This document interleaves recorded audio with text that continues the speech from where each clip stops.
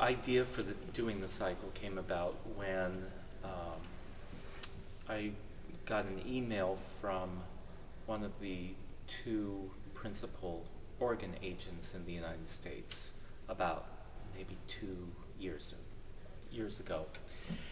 And he was searching for a couple of possibilities to host a complete cycle that was going to be performed by 3 of the leading French organists. And they were marketing this project in commemoration of the 100th anniversary of Messiaen's birth in 2008. And it wouldn't have been the first time we had done the cycle here. Paul Jacobs came and played the complete cycle in 2002. He's now on the faculty at Juilliard. But what I liked about this project, this proposal, is that it was 3 different perspectives on the music by really great performers. Well, it ended up being pretty much cost prohibitive to do. But then I started thinking that we really had the resources here to do the cycle on our own. At first I thought perhaps that we could do it on our own here at St. James.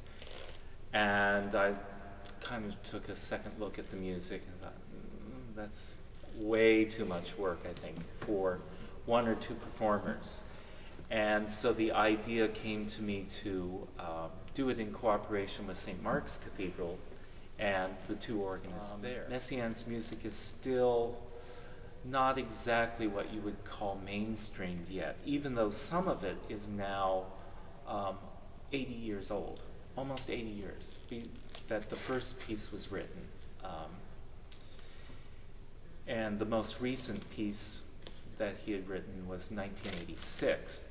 And while it is pretty mainstream for organists, that doesn't mean it's mainstream for your average organ recital attendee even, let alone, say, musicians in general and the folks that go to serious music. To liken Messiaen's music to a stained glass window in many ways is just perfect, because one of the things that characterized Messiaen personally is that when he heard music, he also saw in his mind colors.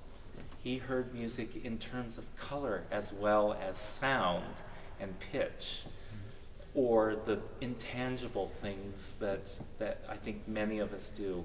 There's no question that for many people, for most people, music carries a kind of emotional response, and certain pieces can trigger memories of very specific things and very specific ideas. Well, for Messiaen, particular pitches and particular chords would trigger colors in his mind. So he would see music as well as hear it.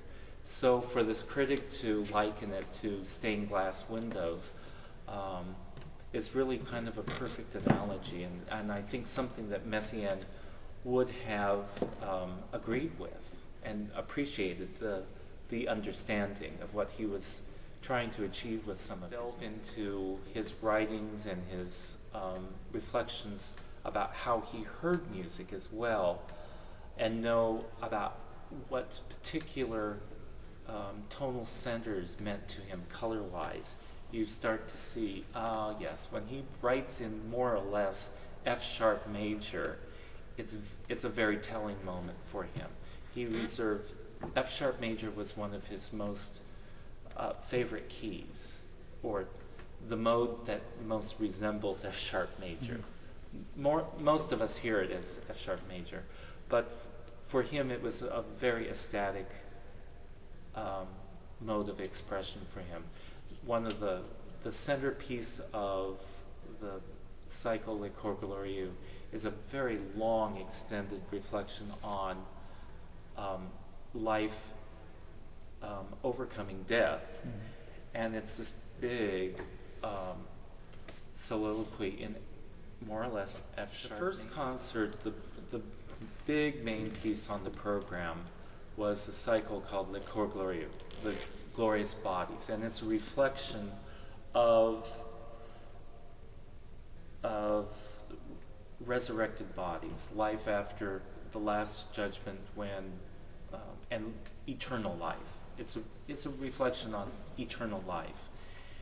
It's a piece that lasts about 50 minutes, 7 pieces. Some are as short as about 3 minutes, and one is as long as about 18 minutes.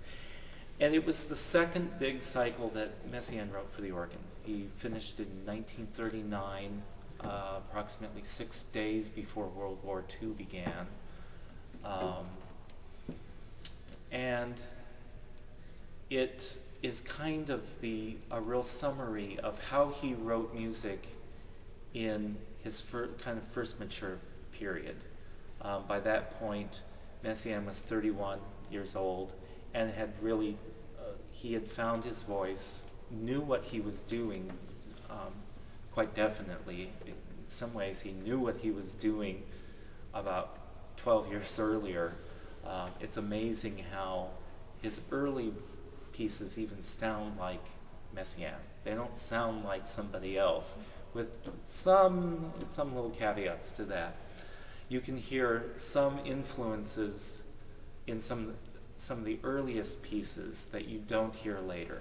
But certainly Le Cor Glorieux is one of these first real mature pieces. The November 7th program that I'll be playing has one piece on the work, on the recital, and that's Le Livre de Saint-Sacrement.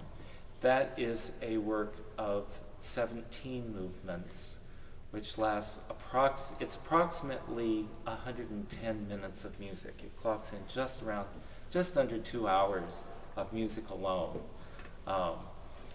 And it was the last piece that he wrote for the organ. He finished it in 1986, and it was the first piece he wrote after he had finished his opera, St. Francis of Assisi. And with this piece, it's not so much that he's doing anything that he hadn't done before. There is no particular late style to Messiaen, but it's a summation of many different things. It's a summation of everything that he had been doing throughout his life. Le Livre de Saint-Sacrement contains monody, it contains, in some ways, some fairly complex counterpoint, lots of bird song. It also pulls back in plain chant in a way that most of his earlier stuff does not. Sometimes the best preparation is to take a good nap before you come.